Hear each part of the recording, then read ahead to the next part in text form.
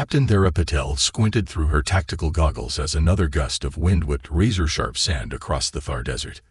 The setting sun painted the dunes in shades of amber and gold, but she couldn't afford to admire the view. Her team's sensors had picked up an anomalous energy signature 15 minutes ago, and whatever it was, it didn't match any known human technology. "Movement ahead, Captain," Lieutenant Jin Park whispered through their secure comm channel. 300 meters, bearing 240. Thera raised her hand, signaling the rest of her 5-person reconnaissance team to hold position. Through the swirling sand, she could make out something that definitely shouldn't be there. A shimmer of iridescent light, like oil on water, stretching nearly 30 meters high. "Thermal readings are strange, Mom," Technical Sergeant Rashid Omar reported, adjusting his scanner. "It's like the heat signature is inversed. Cold where it should be hot." Before Thera could respond, the air itself seemed to ripple. The sandstorm parted as if cut by an invisible blade. And there, emerging from the curtain of sand, stood 5 figures that changed everything humanity thought they knew about their place in the universe. They were unmistakably female in form, but their skin shimmered with a subtle phosphorescence that no human possessed. Their heights varied, but all were tall by Earth standards, the shortest being at least 2 meters. Their clothing seemed to flow like liquid crystal, changing colors with each movement. But it was their eyes that caught Thera's attention, large, almond-shaped, and containing what appeared to be spinning galaxies. The tallest among them stepped forward. Unlike the others, she wore what appeared to be a crown made of living light. When she spoke, her voice somehow cut through the howling wind with perfect clarity, though her mouth didn't move in sync with the words. "I am Princess Nairis of the Australian Empire," the words formed in Thera's mind. "Our vessel has suffered critical damage, and we seek temporary sanctuary." Thera's training kicked in. First contact protocols had been drilled into every coalition officer since the possibility of extraterrestrial life became too real to ignore. She slowly lowered her weapon and took 3 steps forward, keeping her movements deliberate and non-threatening. "I am Captain Thera Patel of the Earth Coalition Forces," she replied, removing her goggles to make eye contact. "We can offer assistance, Your Highness, but I'll need to contact my superiors." The princess's attendants moved closer to her, their crystalline clothing chiming softly against the desert wind. One of them, with markings that seemed to pulse along her neck, whispered something in a language that sounded like singing glass. "Time is not our ally, Captain," Princess Nairis projected. "Our ship's cloaking field is failing, and when it does, we will be exposed not only to your world, but to those who pursued us here."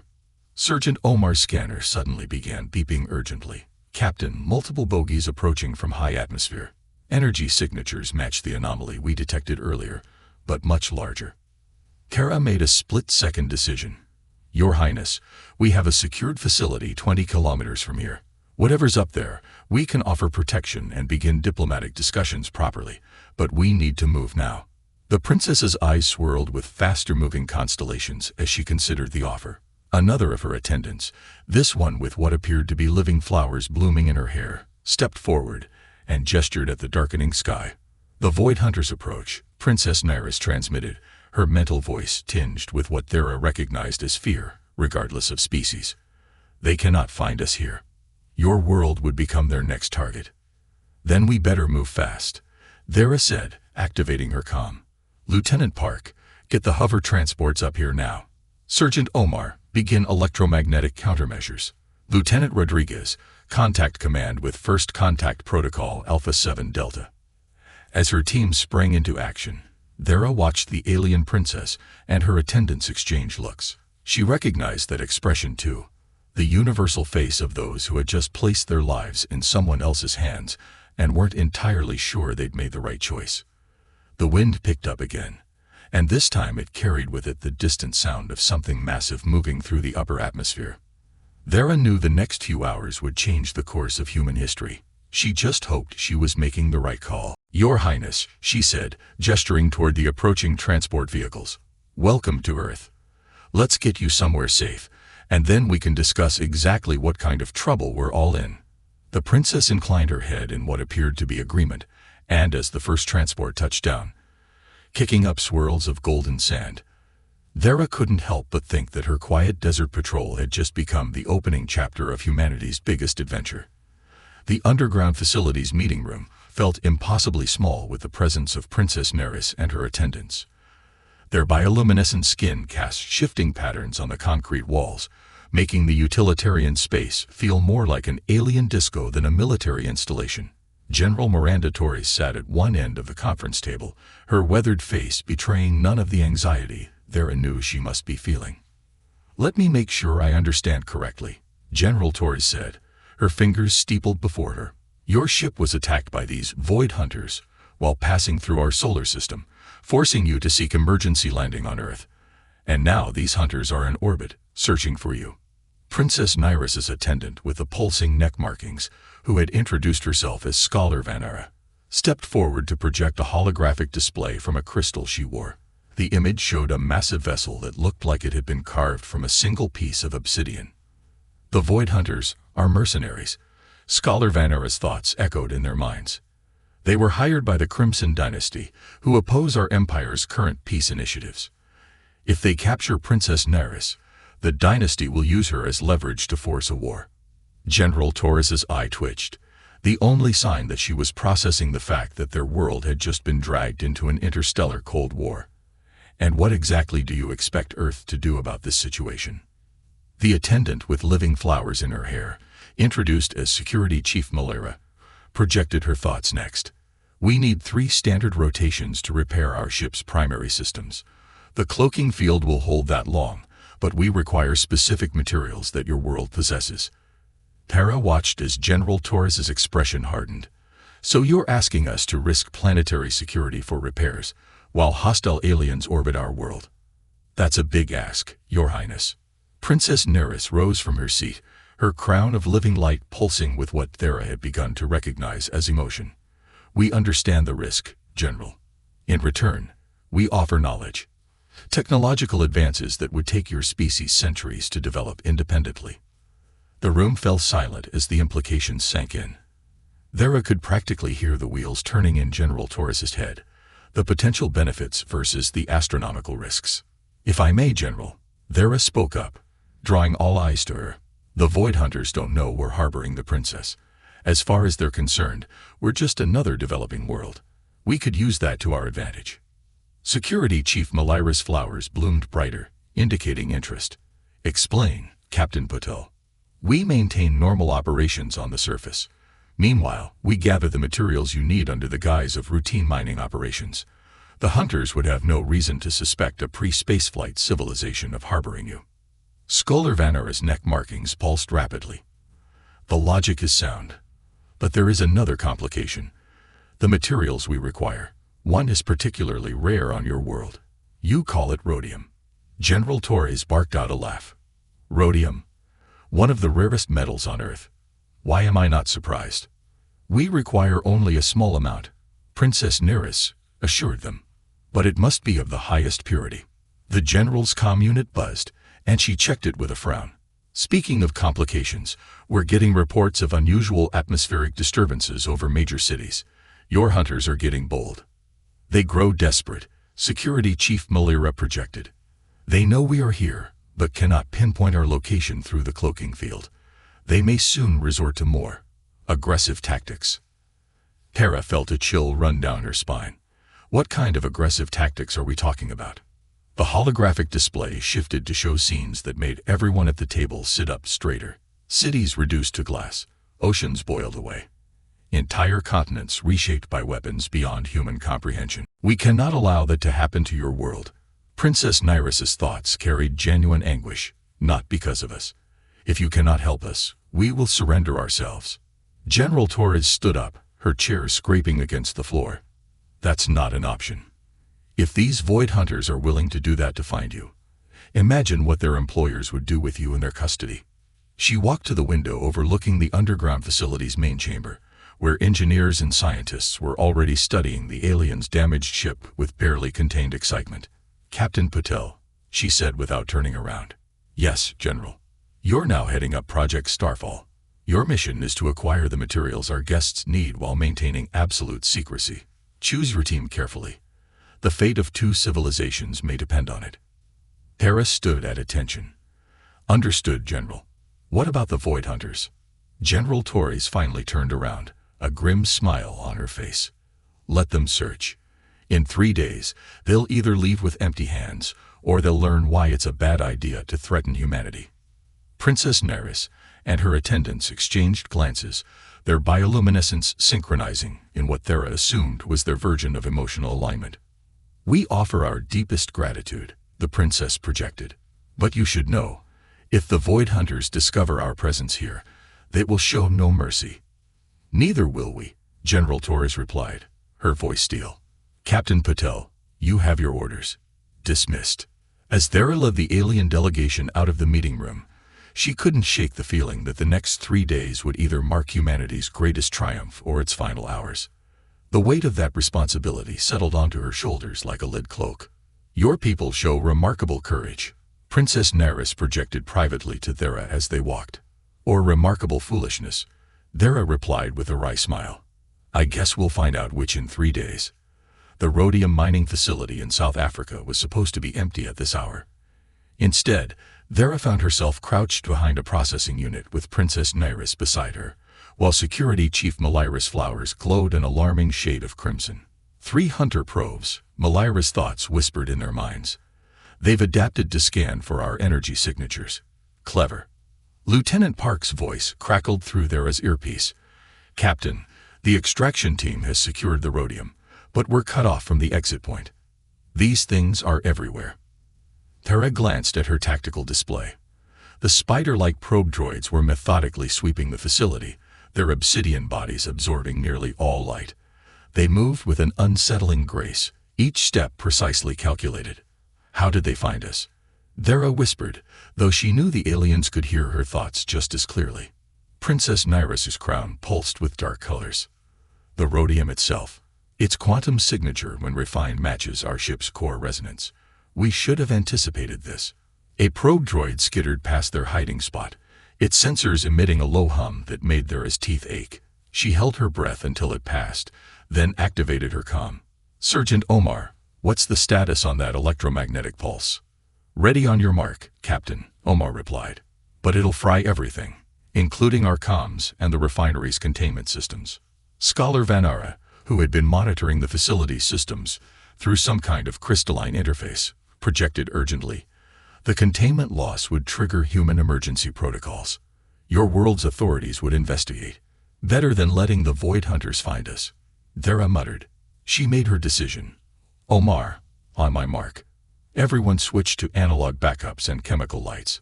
3, 2. A different sound cut through the facility. A deep, resonant tone that made the air itself vibrate. The probe droids froze in place, their obsidian surfaces beginning to glow with internal light. No, Princess Neris projected, real fear coloring her thoughts. They're calling their masters. The ceiling above them suddenly seemed to fade away, revealing the night sky, except it wasn't the sky anymore. A massive shape blotted out the stars, its surface so black it seemed to devour light itself. The Void Hunter's main ship had arrived. Omar, hit it now. Thera shouted. The electromagnetic pulse turned night into day for a split second. Every electronic device in the facility died simultaneously. The probe droids collapsed, their internal systems fried. But through the new hole in the ceiling, something much larger was descending. Everyone move. Thera grabbed the princess's arm, surprised to find her skin was cool to the touch. They sprinted toward the extraction point where Lieutenant Park and his team waited with the rhodium. Security Chief Malira spun around, raising her crystalline weapons. Beams of pure energy lanced upward, striking the descending hunter craft. The shots dissipated harmlessly against its hull. Our weapons cannot penetrate their shields, Malira projected frantically. Then let's try human weapons, Thera replied.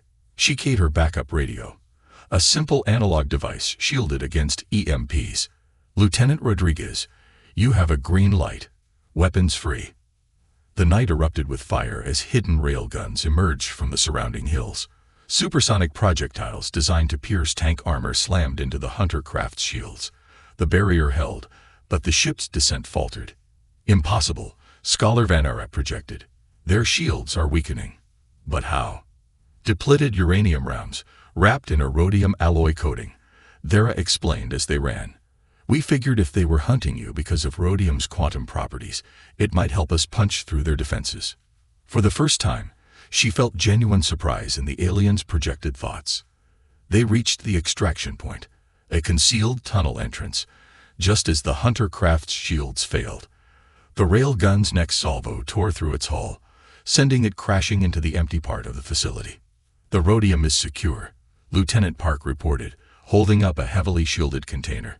But that crash is going to bring every emergency response unit in the country. Let them come, Vera said. By the time they arrive, we'll be gone, and all they'll find is an industrial accident. The Void Hunters can't reveal themselves without exposing their own illegal incursion into Earth's space. As they descended into the tunnel system, Princess Neris placed a hand on Vera's shoulder. Your species continues to surprise us, Captain. Using our pursuers' own quarry as a weapon against them. Ingenious. Sometimes the best technology isn't the most advanced, Vera replied. Sometimes it's just about using what you have creatively. The tunnel entrance sealed behind them, leaving the chaos above ground. They had the rhodium, but Vera knew the Void Hunters wouldn't give up easily. They had won this battle through surprise and ingenuity, but the war was far from over. Security Chief Malyrus Flowers had shifted to a deep blue hue. They will be more cautious now, knowing humans can harm them, but also more dangerous.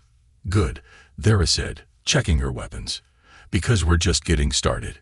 Next time, they'll learn why picking a fight with humanity is a bad idea. Advanced technology, or not. As they boarded their hidden transport, Vera caught Scholar Vanera making rapid notes in her crystalline database. Recording human military tactics, she asked.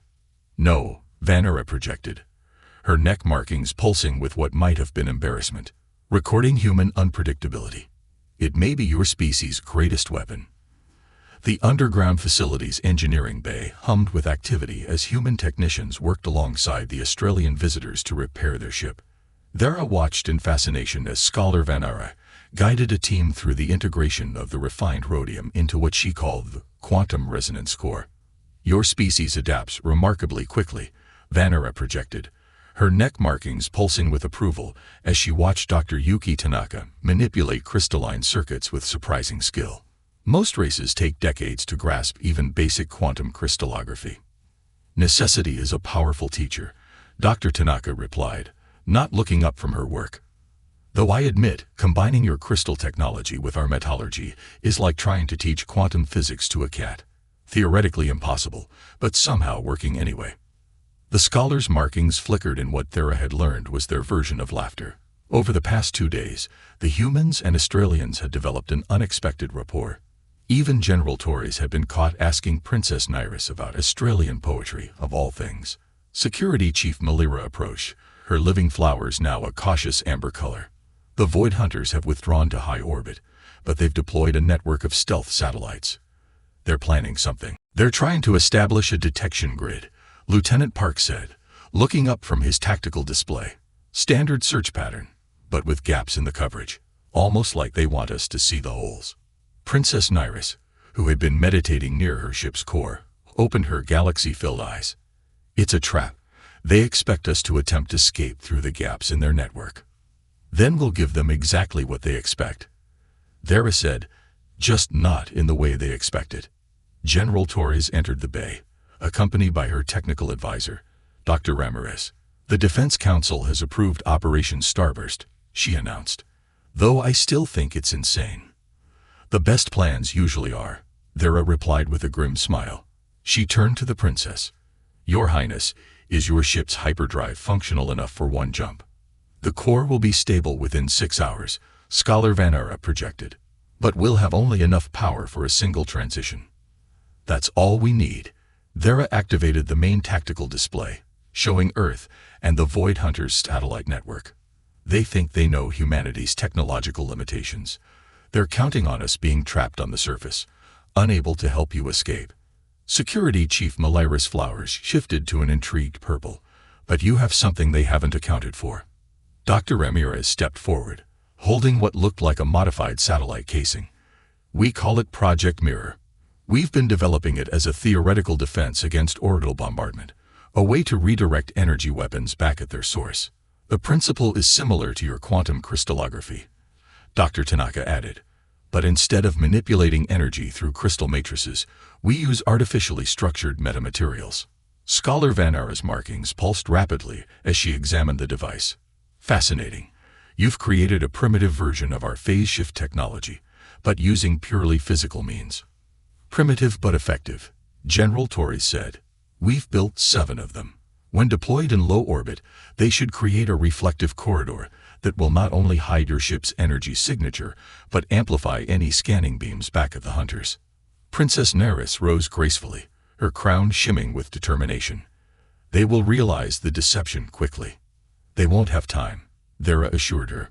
Because while they're trying to figure out why their sensors are going haywire, our new railgun network will give them something else to think about. The tactical display shifted to show the positions of carefully hidden weapons platforms around the globe. The same technology that had damaged the hunter craft at the Rhodium facility, but on a much larger scale. A global defense network, Security Chief Malira projected with something like respect. Hidden in plain sight as satellite tracking stations and radio telescopes. Humans are sneaky that way, General Torres said with a hint of pride. We've been preparing for possible hostile contact for decades. The Void Hunters just gave us an excuse to test our preparations. Dr. Tanaka made a final adjustment to the crystal matrix. Core stabilization is at 80% and rising. We should be ready for launch in 4 hours. Vera looked at the assembled team, humans and aliens working together, combining technologies and strategies in ways neither species had imagined possible before. 4 hours to prepare humanity's first orbital defense action. No pressure. Princess Neris approached her, the stars in her eyes swirling with complex emotions. When we came to your world seeking sanctuary, we never imagined this. Your people have given us more than shelter. You've given us hope. Just promise me one thing, Vera replied. When you return to your empire, tell them about Earth. Tell them about humans, not just our weapons or our technology, but our willingness to help even when it puts us at risk. We will do more than that, the princess projected. We will tell them of humanity's courage, creativity, and compassion, and we will ensure that Earth has allies among the stars. The moment was interrupted by urgent beeping from multiple monitors. Lieutenant Park rushed to his station. Captain, the Hunter satellites are moving. They're consolidating their formation directly above us. They found us. Security Chief Malira's flowers blaze red. No, Vera said, checking the readings. They're doing exactly what we wanted. Grouping together for a concentrated scan. Right where we need them. She turned to General Torres. Request permission to begin Operation Starburst. The general nodded. Permission granted, Captain. Give them hell. As alarms began to sound throughout the facility, Vera couldn't help but smile. The Void Hunters were about to learn that humanity's greatest strength wasn't in their weapons or technology. It was in their ability to turn desperation into opportunity. Let's show them what happens when you corner 2 species who refuse to give up, she said, and gave the order to begin. The Earth's upper atmosphere burned with artificial auroras as Operation Starburst began. From her position in the facility's command center, Vera watched as the mirror satellites achieved their deployment positions, their metamaterial surfaces catching the first rays of dawn. Void Hunter vessels are responding exactly as predicted, Lieutenant Park reported, his fingers flying over the tactical controls. They're concentrating their scan beams on the largest energy signature, which is actually just their own energy being reflected back at them, Dr. Tanaka added with barely contained excitement. The mirror network is performing beyond expectations. Princess Neris stood beside her ship's entry ramp, her crown pulsing with colors Vera had never seen before. Our core is at full power. We can initiate the jump sequence on your command. Not yet, Vera said, watching the tactical display intently. Wait for it. The Void Hunter's massive ship suddenly lit up like a second sun as it fired its main scanning array directly into the mirror network. The satellite's metamaterials didn't just reflect the energy. They amplified and focused it, creating a dazzling display that temporarily blinded every sensor in orbit. Now, Vera commanded. All stations, execute Phase 2. Around the globe, hidden rail gun platforms emerged from their camouflaged positions. They fired in perfect synchronization, launching specially designed projectiles not at the hunter ships, but into carefully calculated positions in low orbit. Deployment successful, General Torres announced. Chaff field is expanding. The projectiles burst, releasing clouds of rhodium-laced particles that spread through the upper atmosphere. Each tiny particle reflected and refracted scanner beams, creating thousands of false signatures. Scholar Vanera's neck markings pulsed with understanding. Brilliant. You've created a quantum scatter field using our own technology against them. Security Chief Malira's flowers blazed with battle-ready crimson. The hunters are launching interceptor craft. They know this is their last chance to stop us. Let them come, General Torres said with a predatory smile. Colonel Weber, you have a go for Phase 3. High above the Earth, dozens of seemingly innocent weather satellites suddenly shed their civilian disguises, revealing state-of-the-art weapon systems. The interceptors found themselves caught in a crossfire they never expected from a pre-spaceflight civilization. Your Highness, Vera turned to Princess Nyris. I believe this is your cue. The princess nodded, her galaxy-filled eyes spinning faster. We are ready. And thank you, Captain Puttle. Humanity will not be forgotten. The Australian ship's engines came to life, crystal matrices humming with power. As it began to rise, Vera felt Scholar Vanera's final transmission.